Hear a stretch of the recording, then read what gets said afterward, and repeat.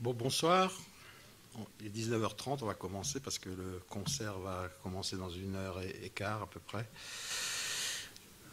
Alors, on a beaucoup dit et écrit sur cette caractéristique de l'image des Residents, sans famille, sans visage, sans identité, sans territoire. Plus qu'un truc, cette décision du masque, prise à leur début, relève d'une posture originale, et toujours plus. Il y a quelques imitateurs, comme ceux qui ont des casques de moto, là. Compte tenu de la place hégémonique que prendra l'image au cours de ces dernières décennies, à rebours de la fascination du regard et des visages, les Residents reprennent à leur compte la mise en scène de Pythagore, qui en son temps philosophait derrière un paravent et inventait le concept d'acousmatique. Son but, favoriser une perception et une seule, la perception auditive. Concentrez-vous sur le son, semblent nous dire ces habitants de nulle part, hors celle des studios d'enregistrement. Peu importe qui nous sommes, peu importe nos traits, nos âges, contentez-vous de notre corps sans regard. Pas comme Thielman a pu écrire que les fans des Residents, ce groupe devenu progressivement le plus populaire des groupes inconnus, obtient une audience mondiale et fanatique qui forme un groupe d'amis. Alors ce soir, entre fanatiques et amis, laissons-nous ravir par le son des Residents. Ils vont nous faire entendre tout à l'heure ce que leur son est devenu, après presque 50 ans de recherche. Alors nous avons à peu près 1 heure ensemble, c'est court au regard de cette longue période. Je vais donc parcourir avec vous les années 70 et vous comblerez le reste. Et encore, je vais aller jusqu'en 77 seulement. Il existe très peu d'ouvrages, ils sont à peu près tous en anglais, mais beaucoup d'enregistrements, évidemment en vrai fanatique. Je me suis tout procuré au fil du temps. Voilà ma collection. Alors, les Residents forment un groupe unique dans l'histoire du rock et de la musique en général. Voilà en effet 47 ans qu'ils existent, enregistrent des disques. Alors d'après eux, ils en ont fait à peu près 122, mais moi j'en ai comptabilisé 220 dans ma collection, que voici. Donc j'en ai plus que les Residents eux-mêmes. Hein. Alors, les Residents font régulièrement des tournées dans le monde entier après chaque nouvel enregistrement, concept studio du moment. Tout ceci dans l'anonymat le plus complet. On ne connaît pas leur nom, on n'a jamais vu leur visage, puisqu'ils se produisent masqués. Leur masque le plus célèbre étant le globe oculaire, surmonté d'un chapeau haute forme, qui est célèbre depuis la publication de leur album Eskimo en 1979. Ils n'accordent aucune interview à des critiques ou journalistes officiels, mais sont à notre disposition ce que l'on peut appeler des fausses interviews entendues régulièrement sur des radios américaines. On soupçonne d'ailleurs que les intervieweurs sont les Residents eux-mêmes, car la voix de Homer Flynn, qui est le manager des Residents, ressemble à la voix du chanteur du groupe. Ils sont dans une démarche opposée à la tendance actuelle de certains artistes pour qui l'ego prime sur l'œuvre. Cet anonymat intrigant les rendit célèbres dans le milieu underground.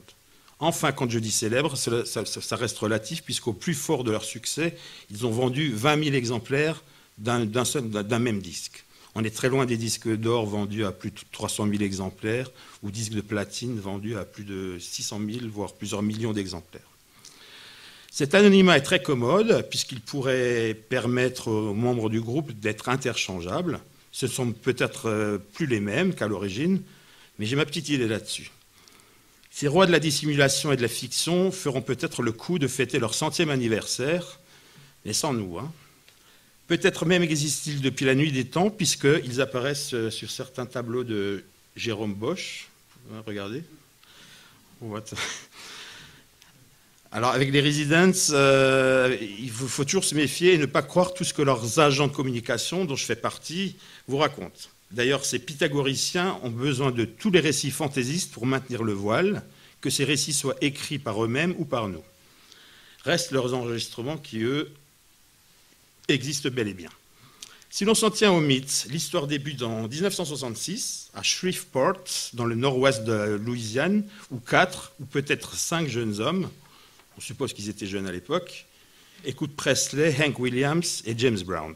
Et ils lisent l'attrape-cœur de Jérôme David Salinger, qui raconte la fugue de Holden Caulfield, un jeune adolescent sensible et naïf, C'est d'ailleurs le même livre que lisait David Chapman quand il a assassiné John Lennon. Les futurs Residents décident de faire comme le héros du livre et partent en 1966 vers la Californie avec un camion qui tombe en panne à San Mateo, une petite ville située à 25 miles de San Francisco. Ils s'installent dans un petit appartement de cette ville, vivent de petits boulots, laissent pousser leurs cheveux, goûtent aux drogues psychédéliques en vogue à l'époque, écoutent Frank Zappa, Captain Beefheart et Sun Ra.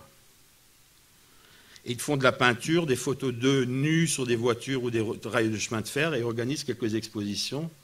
Alors ça, je ne sais pas si c'est vraiment eux, mais...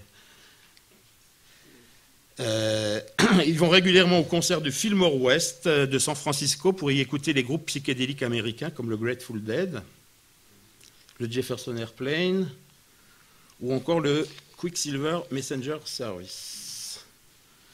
Ils décident alors de former un groupe de rock classique avec basse, batterie, guitare et voix, mais aucun d'eux ne sait vraiment correctement jouer d'un instrument. Ce sont juste de joyeux hippies qui ont envie de jouer, qui ont envie de s'amuser un peu et de faire du bruit. Ils achètent des instruments bon marché et surtout quelques magnétophones rudimentaires à une piste ou deux pistes et enregistrent des kilomètres de bande.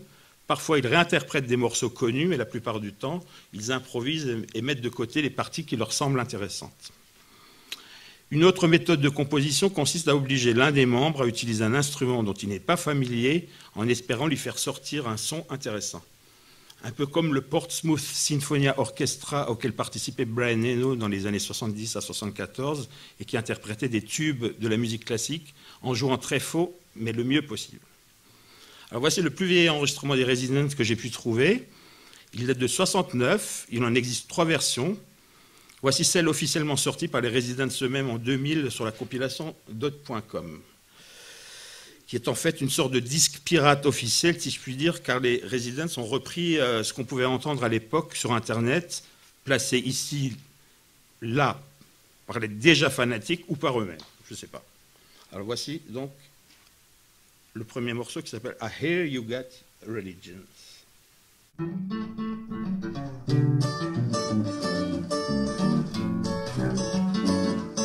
I hear you got religion. I hear you cannot deny. I hear you got religion. Heard it from God's eye. That I gave up.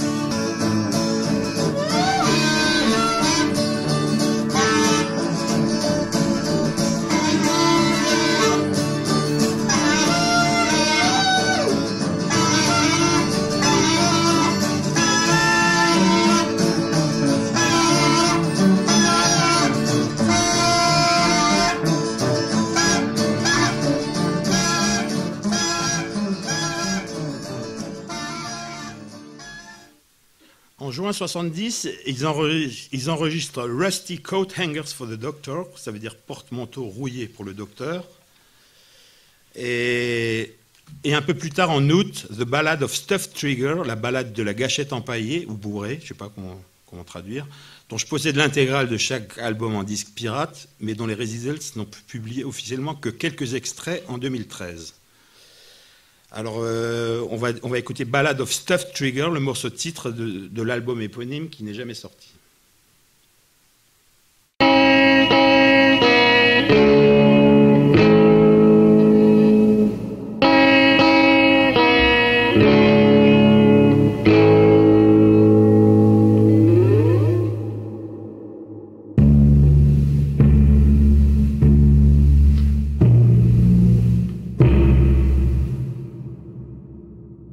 Once I had a little girl.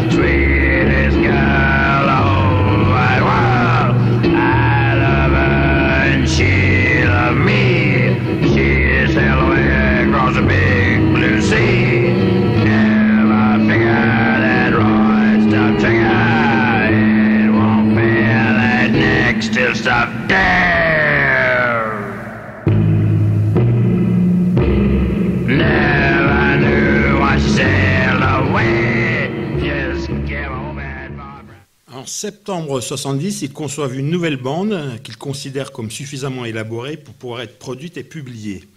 Ils l'envoient à la Warner Brothers Records dans l'espoir d'obtenir un contrat d'enregistrement. Ils pensaient que comme ce label avait publié les disques de Captain Beefheart, ils auraient une chance. Mais aucun contrat ne sera signé par la Warner et la bande reviendra avec l'adresse suivante, au Residence, de l'adresse indiquée, San Mateo. Leur décision est prise, ils s'appelleront The Residence. Voici le début de cette fameuse bande qui est une reprise de Strawberry Fields Forever des Beatles.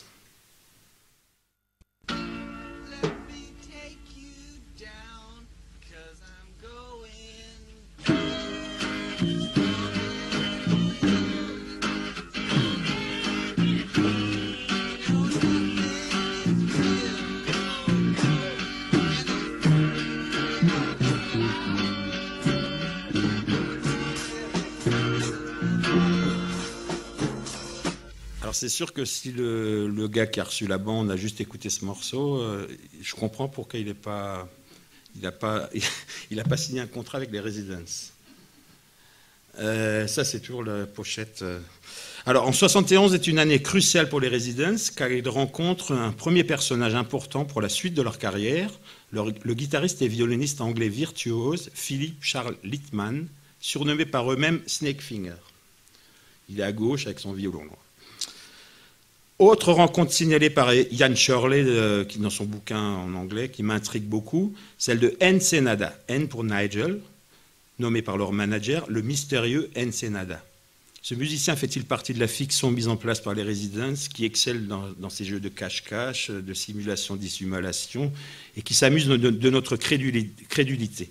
Ensenada, en un mot, E-N-S-E-N-A-D-A, est aussi le nom de la maison dans laquelle Captain Beefheart a enregistré avec le Magic Band son chef-d'œuvre Chute Mask Replica. Et Ensenada, c'est aussi la ville mexicaine où l'écrivain américain de science-fiction Philip K. Dick s'est marié avec sa troisième femme. Ensenada serait un obscur compositeur d'origine allemande, né en 1907 et mort en 1993, qui ne se considérait pas comme un compositeur, mais plutôt comme un architecte des sons, dérobant des fragments musicaux à d'autres compositeurs pour bâtir une sorte de maison sonore. Voici un extrait d'une émission radio de 1971 où Philip Charles Littman, au violon, et Ensenada, au saxophone, interprètent la composition de Nigel Senada qui s'intitule « Cantata für der Violinen und Saxophonen ». Comme l'écrit Ian Shirley, ça commence nulle part, ça va nulle part et ça s'arrête nulle part. Ladies and gentlemen, Ensenada and PC Littman give you Cantata und Symphonen für der Saxophonen und Violinen.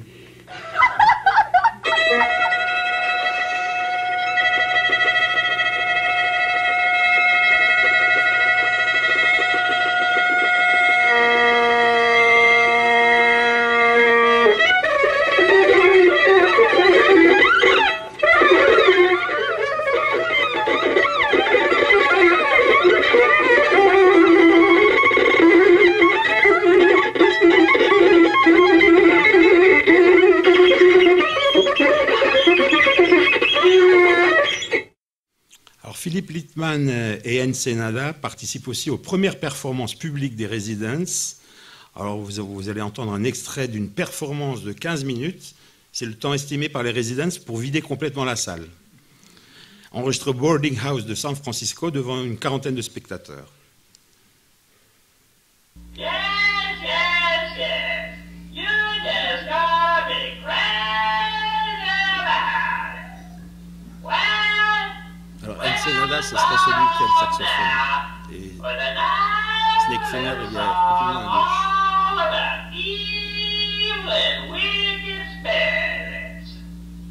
You think you're gonna like that?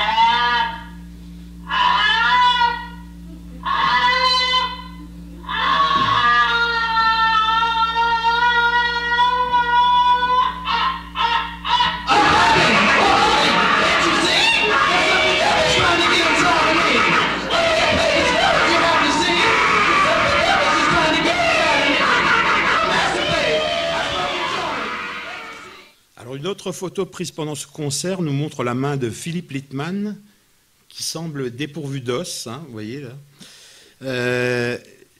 Et c'est depuis ce jour que les Residents lui ont attribué le surnom de Snakefinger, doigt de serpent, comme on le voit sur la pochette du premier LP de Snakefinger.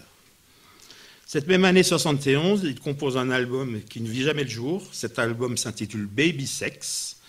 Alors on va entendre un extrait de cet album où les Residents font une reprise de Whole Lotta Love de Led Zeppelin, mais que eux appellent Whole Lotta Dick. Voici d'abord la version de Led Zeppelin.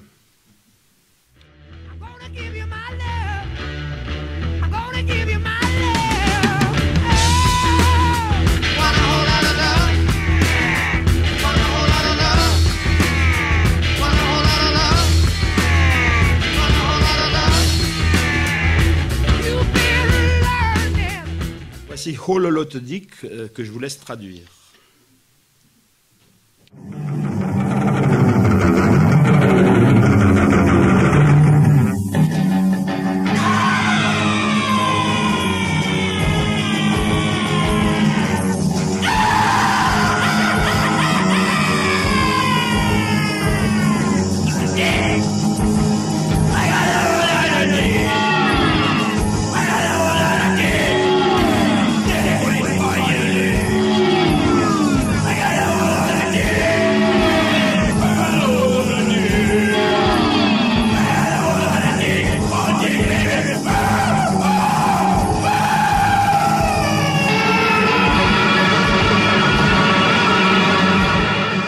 Au début de l'année 72, les Residents disent suivre les conseils de Ensenada et sa théorie de l'obscurité qui préconise aux artistes de rester anonymes et de ne pas chercher la célébrité de manière à toujours donner le meilleur d'eux-mêmes. C'est à partir de ce moment-là qu'ils joueront systématiquement masqués. Ensenada quitte les États-Unis pour l'Arctique, où il étudiait la musique des Inuits. Quant à Snakefinger, il retourne momentanément en Grande-Bretagne pour fonder le groupe Chilly Willy and the Red Hot Peppers, qui sortiront 2 albums. Comme aucune compagnie de disques ne daigne toujours pas les produire, les Residents installent leur propre studio d'enregistrement à San Francisco, Sycamore Street, qu'ils appelleront El Ralfo, un peu comme Sun Ra qui appelait son studio El Saturn, et fondent leur propre label de disques, Ralph Records. En argot, Call Ralph signifie vomir ou dégueuler. On peut se demander d'ailleurs si le refus persistant des labels passionnés d'images n'est pas une réponse agressive à leur désir d'anonymat, du genre « vous voulez demeurer anonyme, eh bien restez inconnu ». Une partie du groupe se chargera des pochettes de disques sous le nom de Pornographics, en 2 mots, parfois en 3 mots, Por, P-O-R-E, No, K-N-O-W, graphique, ou encore Pour, P-2-O-R, No, graphic. Le slogan radical de Ralph Records sera « Buy or die », ça veut dire « achète ou crève ».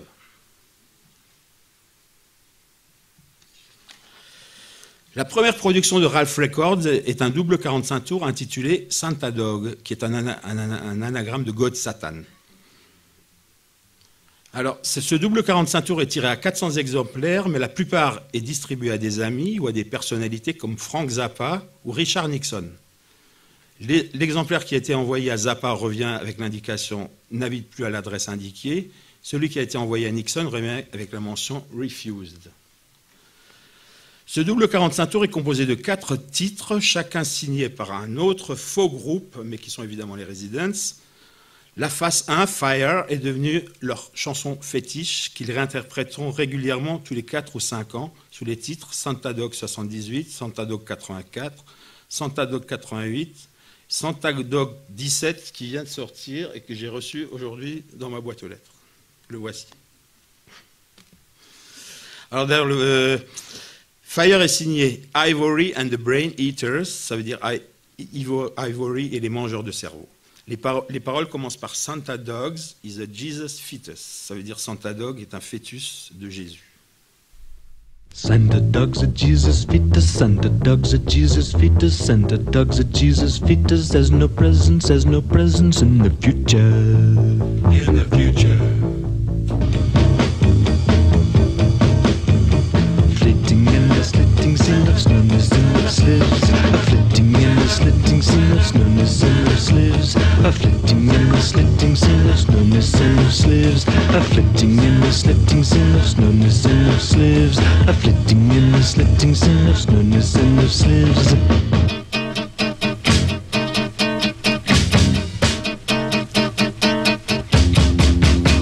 Fleeting in the sleeting scene of slowness ever sleeves.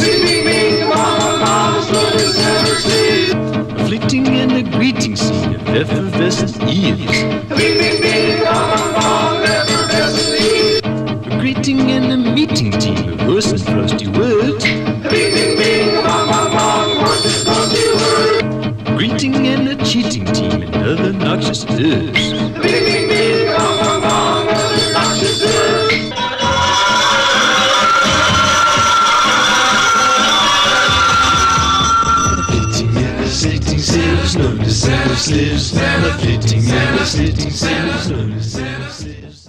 La phase 2 s'appelle Explosion et c'est signé The Delta Nudes.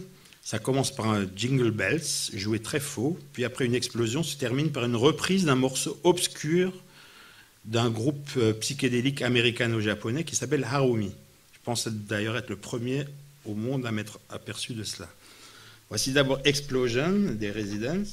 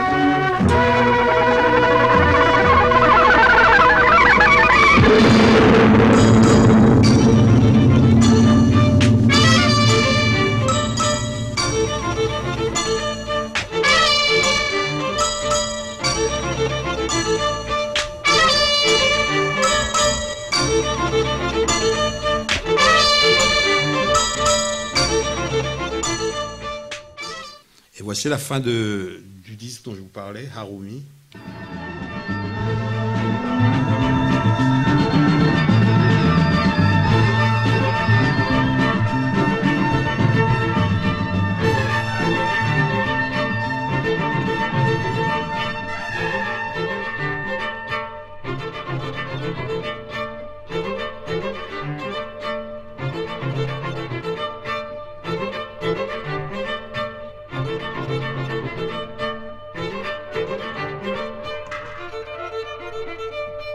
La phase 3 s'appelle Lightning et elle est signée par le College Workers. Dans ce morceau, il me semble, en tout cas je suis aussi le premier à le signaler, qu'ils ont collé un extrait de Rhythmica 5 du compositeur cubain Amadeo Roldan, un des premiers compositeurs avec Varese à avoir composé des pièces pour percussion seule. Voici d'abord le Rhythmica 5 de Amadeo Roldan.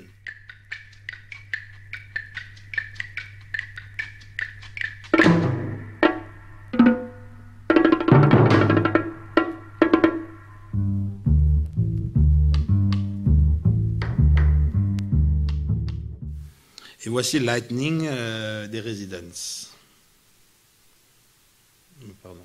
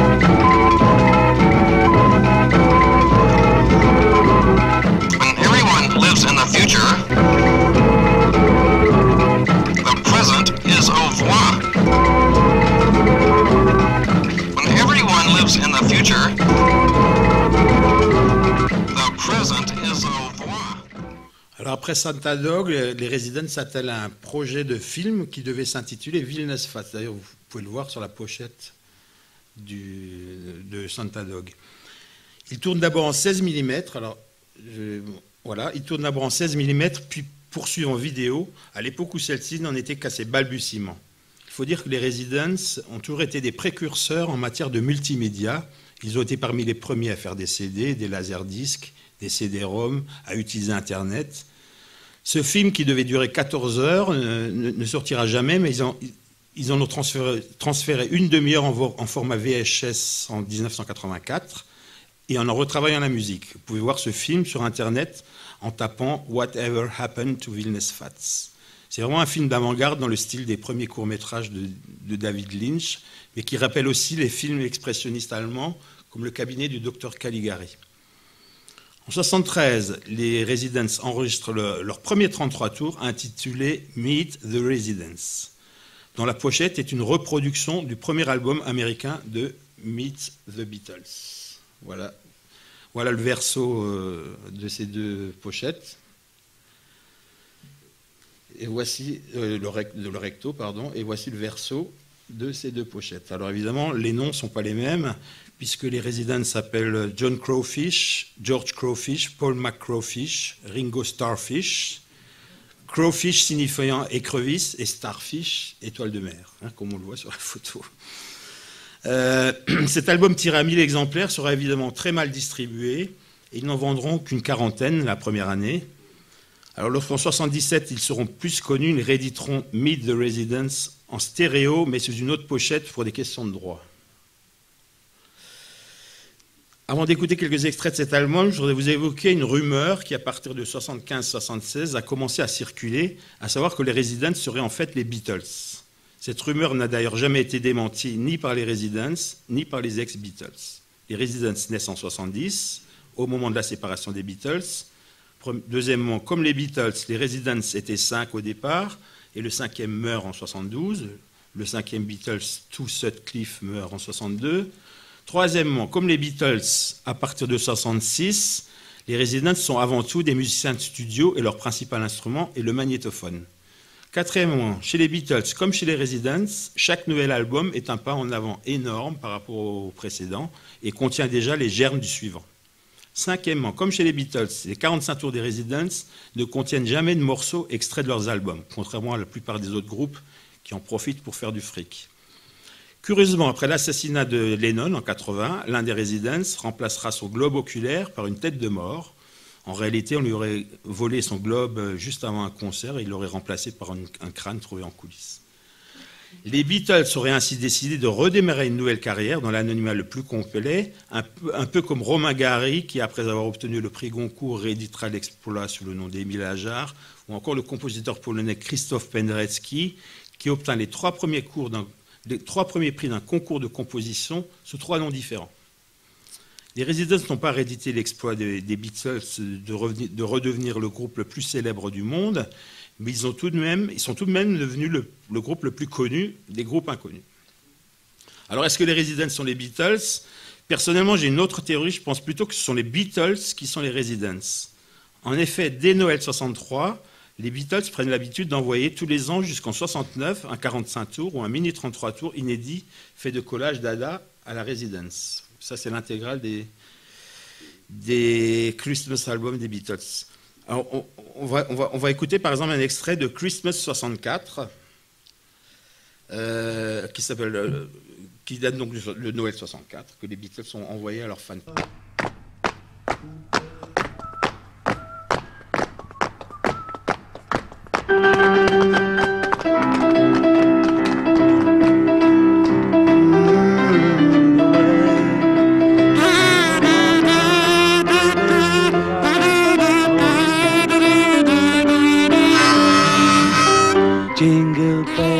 Hello, everybody. This is Paul, and I'd just like...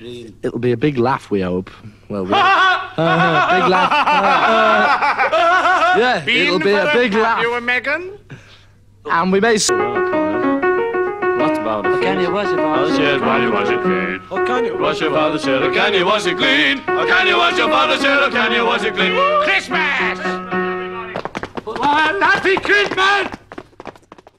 Et voici maintenant quelques extraits de Christmas 68, qu'ils ont donc fait pour Noël 68, et qui se terminent par la chanson Nowhere Man, mais chantée par Tiny Tim et son ukulélé.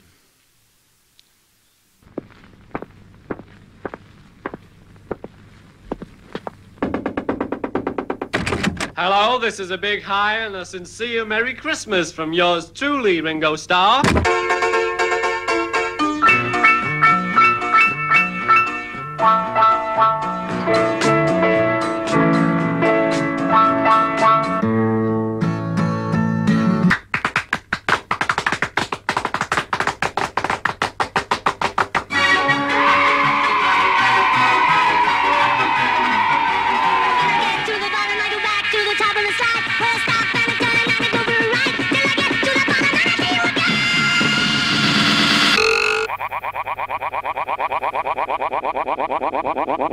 Once upon a time, there were two balloons called Jock and Yonil.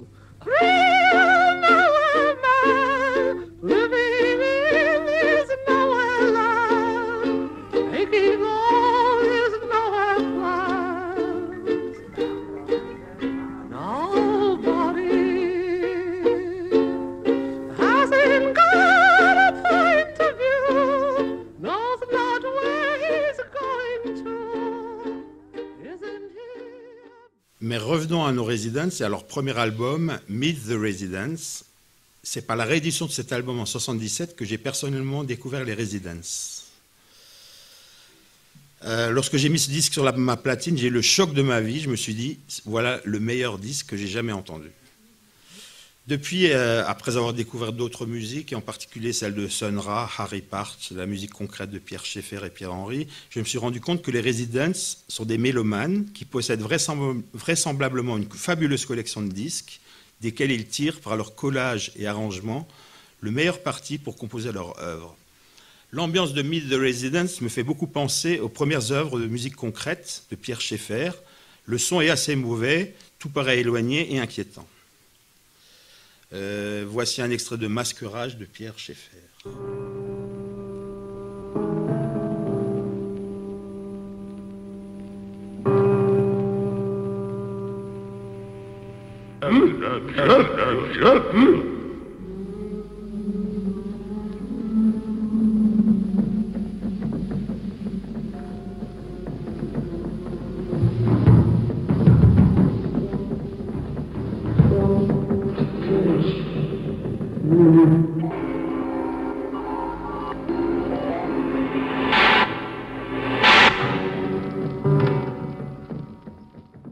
Alors Boots, que vous allez entendre, c'est le premier morceau qui ouvre le disque Meet the Residents. En fait, c'est une reprise méconnaissable d'une chanson de Nancy Sinatra.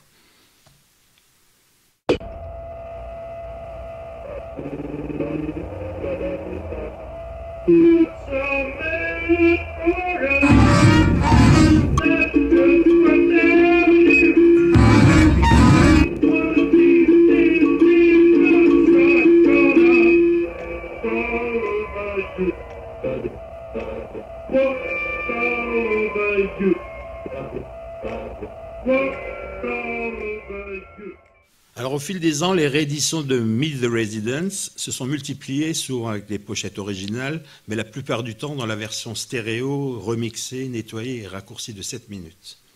Voici la version originale mono de Spotted Pinto Beans avec un piano de basse string et des voix d'opéra.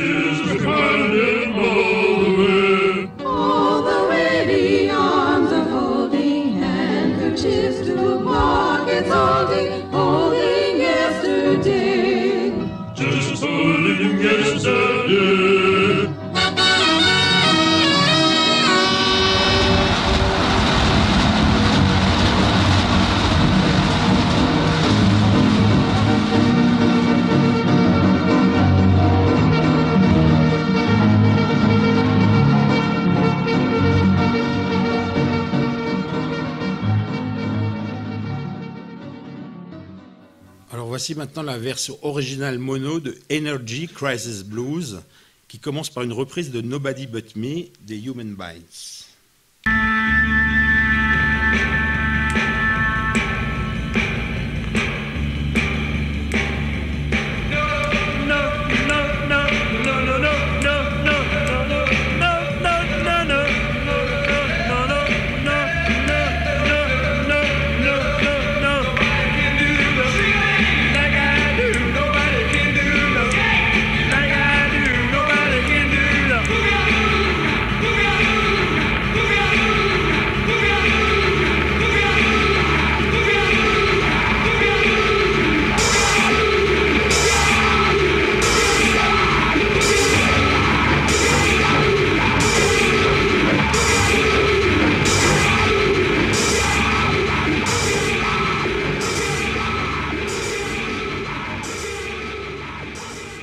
C'est un long morceau qui se termine par une prémonitoire Energy Crisis Blues, la première crise pétrolière de 1974, suivie d'un Go Home America contre la présence des troupes américaines au Vietnam.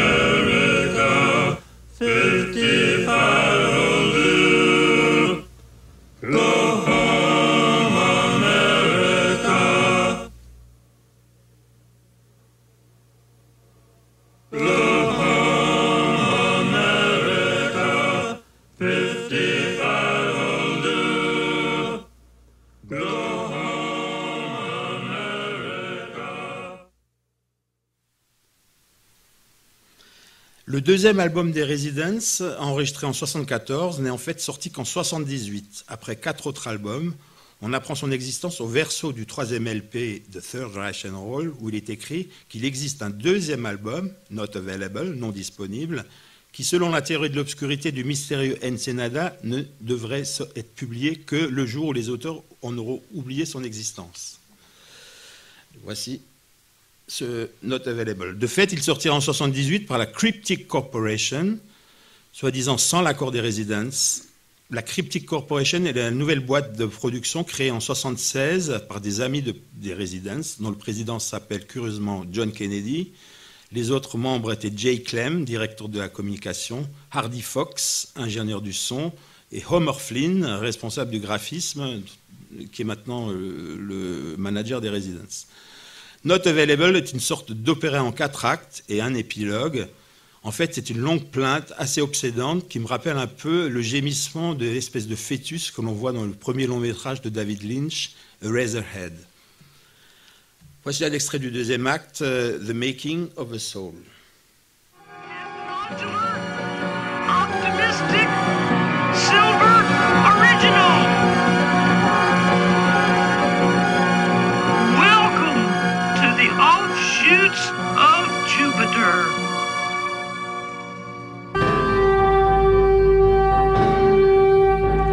Edwina, never knowing why her friend would ramble so, she shut him out, then left the pout to bleed upon the snow.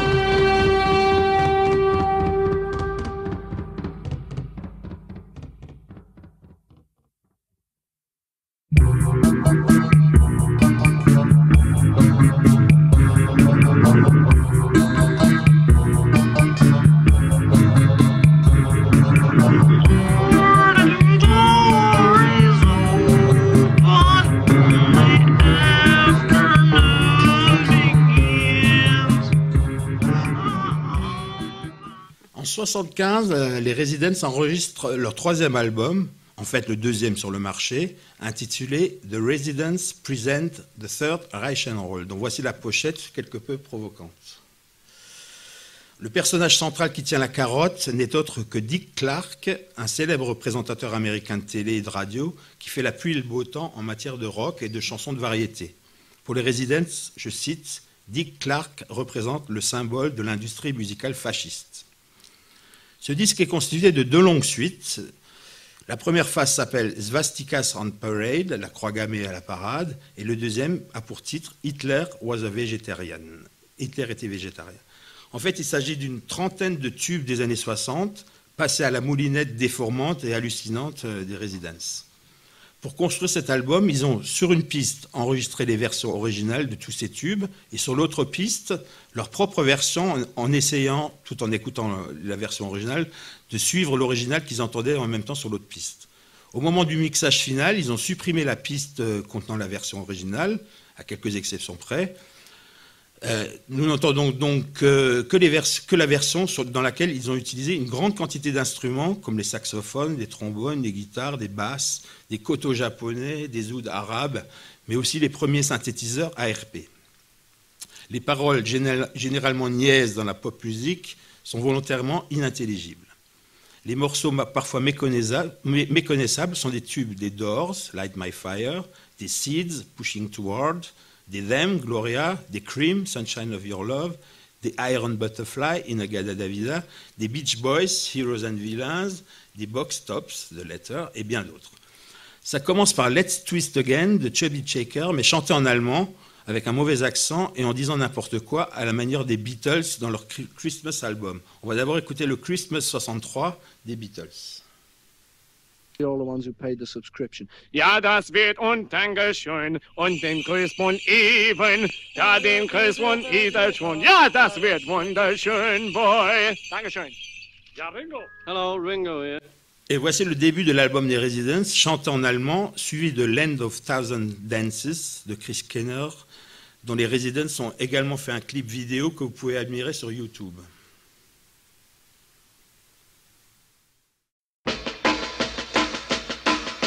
Jeder kommt her und klatscht. Ja, gut. Ich sing meinen Song, wenn du hörst den Gong. Wenn tanzen den Twist, bist du mehr der Best.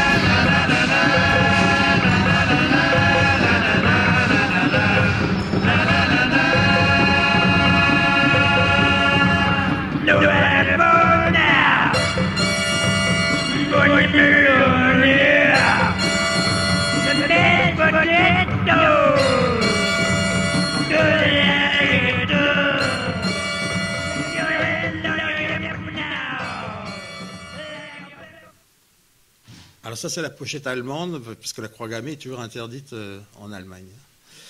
Alors voici la fin de Psychotic Reaction des Count Five, suivi de Hey Little Girl des Syndicates of Sounds et de Papa's Got a Brand New Bag de James Brown, chanté en allemand par Peggy Honeydew.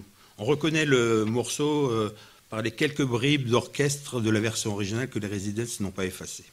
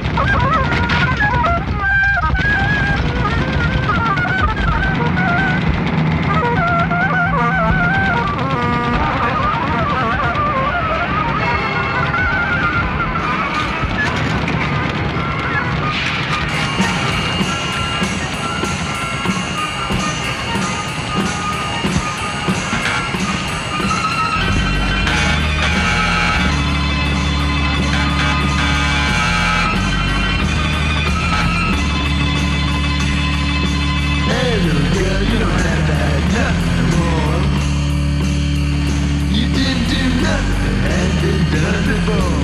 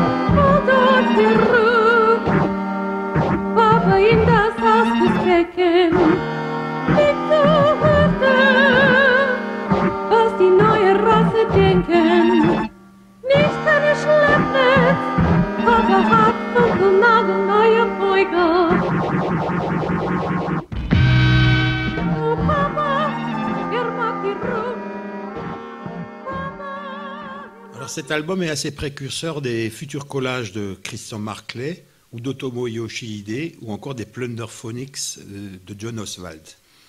Dans cet extrait, vous allez reconnaître Yummy Yummy des Ohio Express.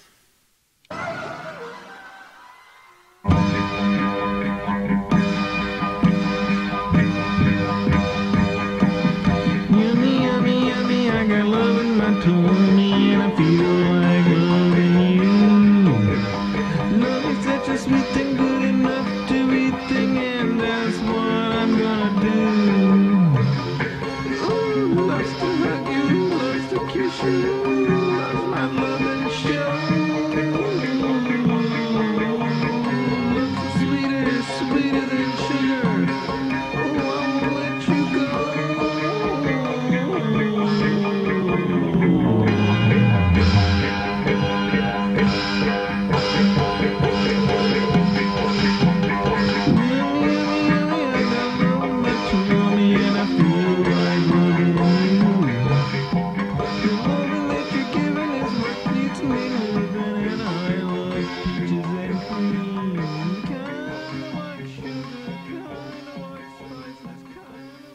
Et l'album se termine par un mélange de Hey Jude des Beatles et du Who Who du Sympathy for the Devil des Rolling Stones, sur fond de nappe organique à la Sun Ra.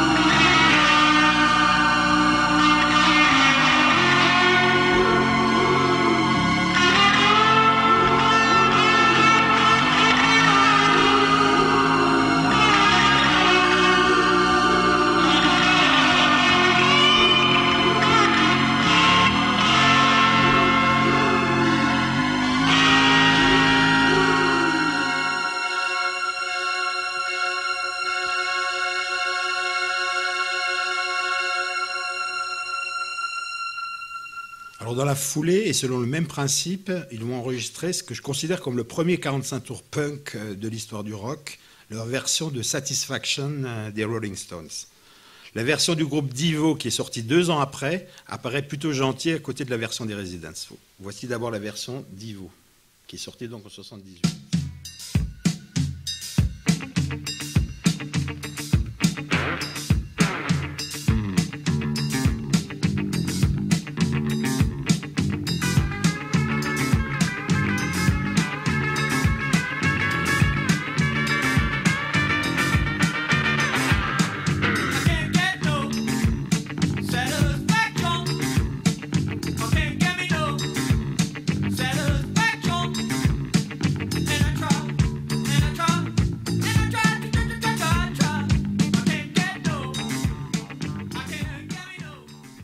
voici maintenant la version des Residents, dans laquelle le chanteur débite son texte, un peu comme si on l'étranglait, et qui se termine par un solo de guitare hallucinant de Snakefinger, de retour aux États-Unis.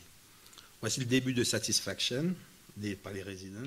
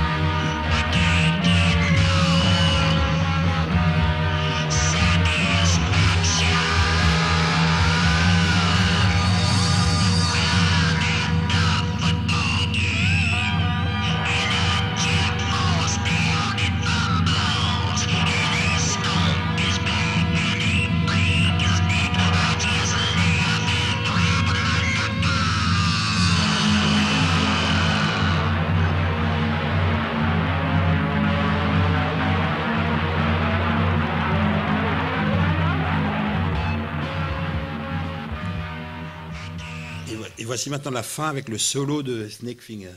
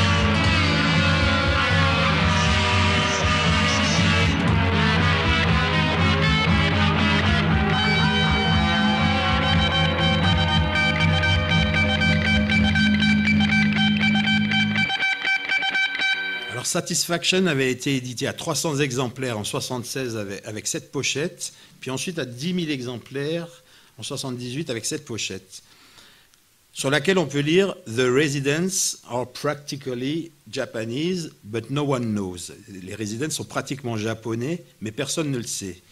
Et curieusement, né à la même époque, un autre groupe mythique qui s'appelle Half Japanese, à moitié japonais. Alors, y a-t-il un rapport entre les deux groupes ? J'avais posé la question suivante à Jad Fer, le fondateur de Half Japanese, lors d'un électrophone au Trinitaire consacré à lui. Êtes-vous un Residence ? Après un moment d'hésitation, il m'avait répondu que non. Puis je lui avais posé la question, est-ce que moi je suis un Residence ? Sans hésiter, il m'a dit oui. Allez savoir pourquoi. Bon, 76 correspond également à la création de la Cryptic Corporation, dont on a déjà parlé, et dont la première action est de faire déménager les Residents à Grove Street, à San Francisco, où ils aménagent un nouveau et grandiose studio d'enregistrement au sein d'un immeuble que les Residents achètent pour $100 000. À partir de ce moment-là, la qualité sonore de leurs enregistrements va nettement s'améliorer. Dans ce nouveau studio, ils ont le projet d'un disque à 3 faces, intitulé Tourniquet of Roses, qui est abandonné pour des raisons techniques, mais qui se transforme en un projet d'album intitulé Fingerprints, accompagné d'une sorte de jumeau miniature, qui est un mini 33 tours, au format d'un 45 tours, et qui s'appelle Baby Fingers, mais qui ne sera envoyé qu'aux membres du fan club des Residents. Voici ces deux objets. Ces deux objets sont conçus de la même manière, c'est-à-dire une première face faite de morceaux courts à la durée d'une chanson pop, et une deuxième face constituée d'un seul et même morceau assez long. Les deux premières phases de ces deux disques annoncent ce que feront les Residents dans les années suivantes, c'est-à-dire réinventer la chanson pop. Alors on va commencer par la première phase de Fingerprints, avec Tourniquet of Roses et la guitare de Snakefinger.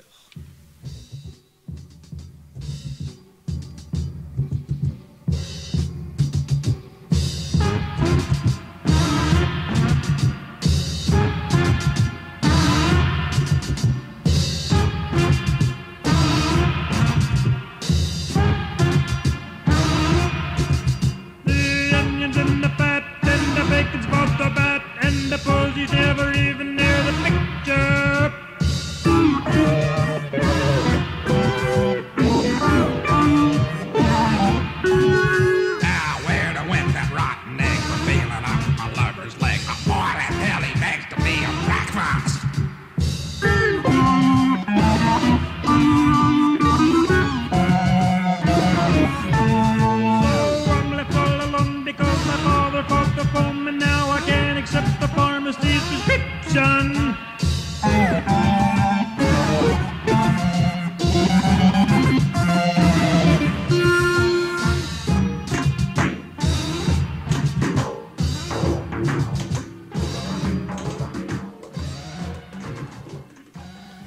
Alors on poursuit avec Melancholy Lassie, qui est extrait de la première phase de Baby Fingers. En fait, c'est un mélange d'un dramatique Frère Jacques, à la manière du troisième mouvement de la première symphonie de Gustav Mahler, et la chanson de Hugo Frey, Iseo Santiano.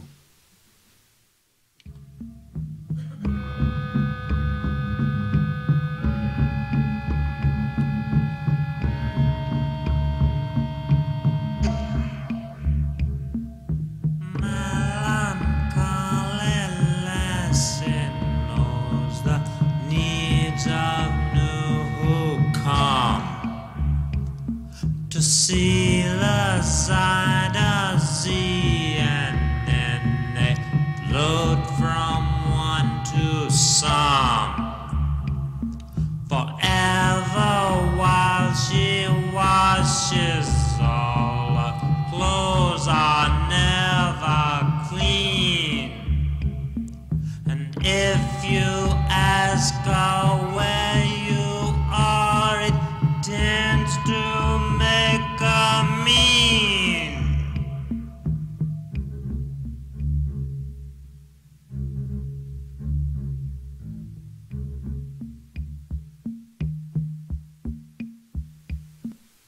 On va maintenant entendre deux extraits de la deuxième phase de Fingerprints qui s'appelle Six Things to a Psycho. C'est une musique de ballet qui nous raconte comment l'homme, représenté par un humanoïde primitif, détériore l'environnement au point qu'il disparaît pour être remplacé par une créature toujours aussi primitive, toujours aussi défectueuse et qui dirige le monde de manière toujours aussi désastreuse. Vision très pessimiste de l'avenir de l'humanité. Moi qui suis un fan de Philippe K. Dick, je perçois une filiation des Residents avec cet auteur de science-fiction désormais reconnu. Le ballet Six Things to a Cycle aurait dû être dirigé par Maurice Béjart, mais le projet sera abandonné. Béjart utilisera ultérieurement la musique de Residents, des Tux de Moule et de Vivaldi dans son ballet Light, créé à Bruxelles en 1981. Alors cette pièce est assez inspirée des gamelans indonésiens, de la musique répétitive de Steve Reich, Phil Glass, Terry Riley, mais surtout de Harry Partch par l'utilisation d'instruments insolites et parfois inventés par les Residents eux-mêmes, comme le mahogany xylophone. Au début de la pièce, on entend des bruits primitifs d'animaux sauvages qui, à mon avis, ils ont emprunté à George Clinton et son groupe Funkadelic. Voici d'abord un extrait de Wars of Armageddon du groupe Funkadelic.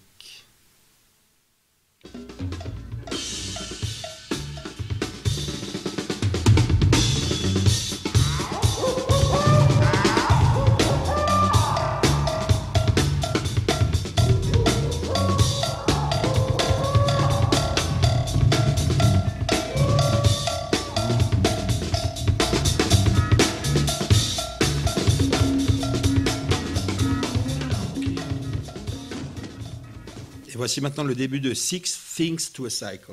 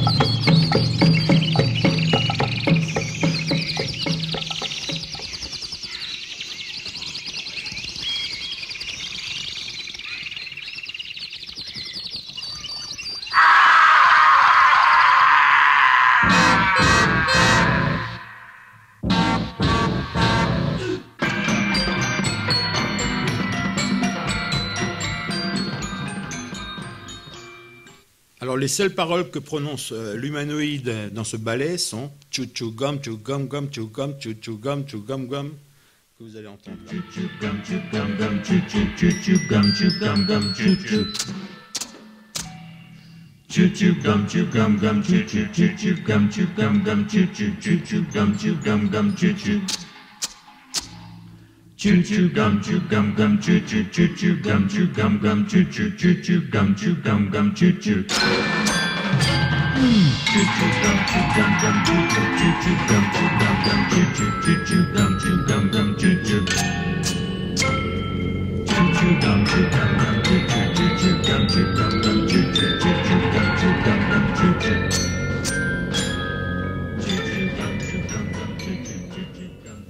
Alors, en 77 paraît un incroyable 45 tours intitulé The Beatles Play the Residents and the Residents Play the Beatles. Donc voici la pochette.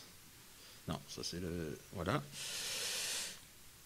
La première phase des Beatles, The Beatles Play the Residents, est un collage à la Pierre-Henry de chansons des Beatles et de Lennon montées en boucle.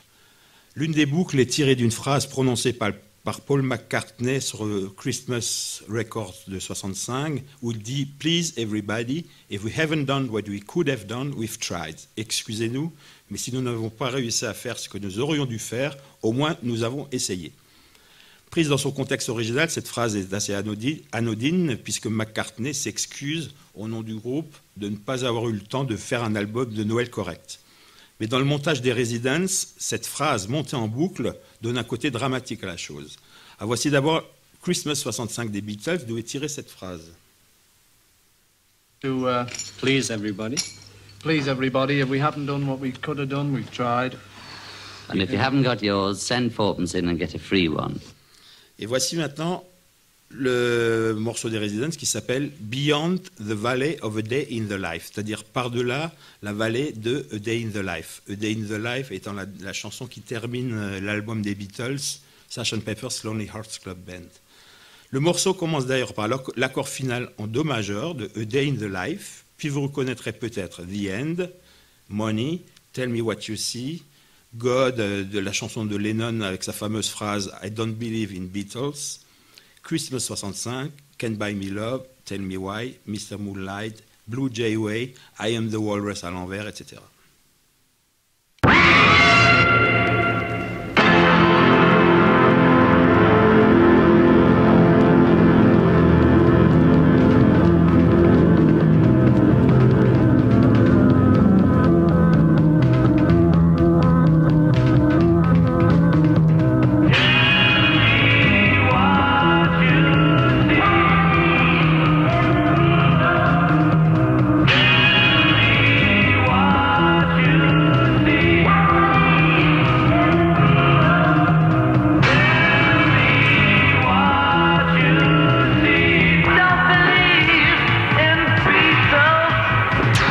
Everybody, if we haven't done what we could have done, we've tried. Please everybody, if we haven't done what we could have done, we've tried. Please everybody, if we haven't done what we could have done, we've tried. Please everybody, if we haven't done what we could have done, we've tried. Please everybody, if we haven't done what we could have done, we've tried. Please everybody, if we haven't done what we could have done, we've tried. Please everybody, if we haven't done what we could have done, we've tried. Please everybody, if we haven't done what we could have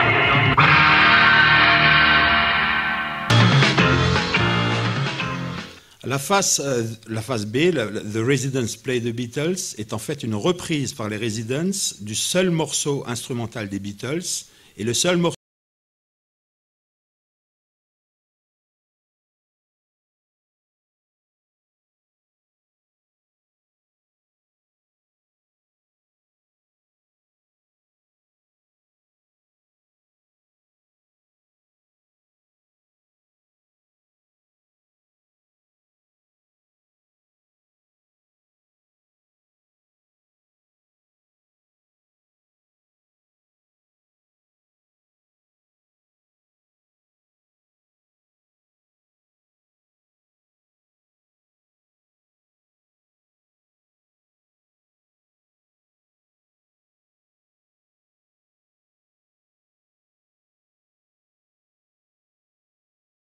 Alors cette pochette est bien la preuve que c'est les Beatles qui sont les Residents, puisqu'ils portent des masques.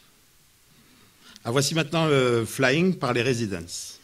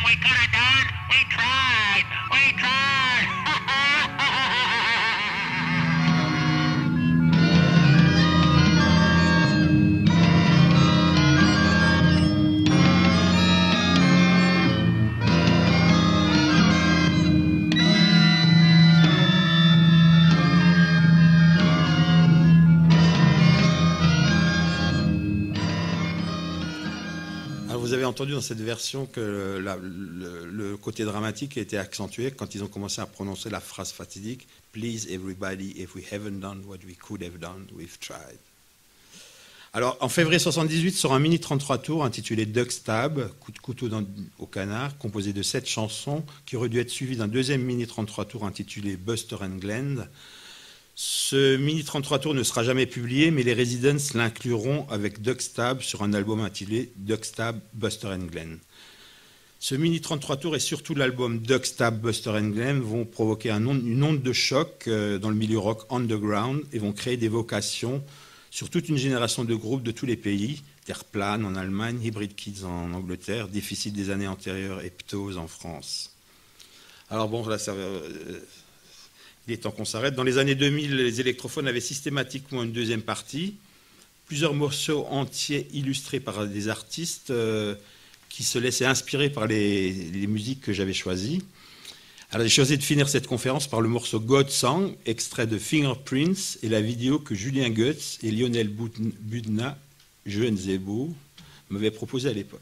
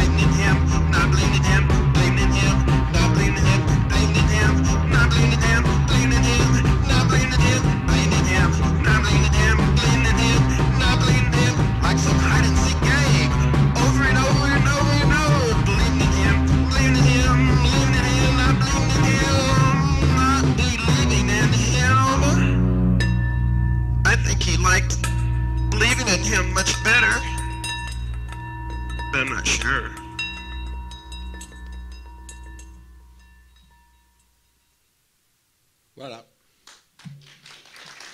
Merci.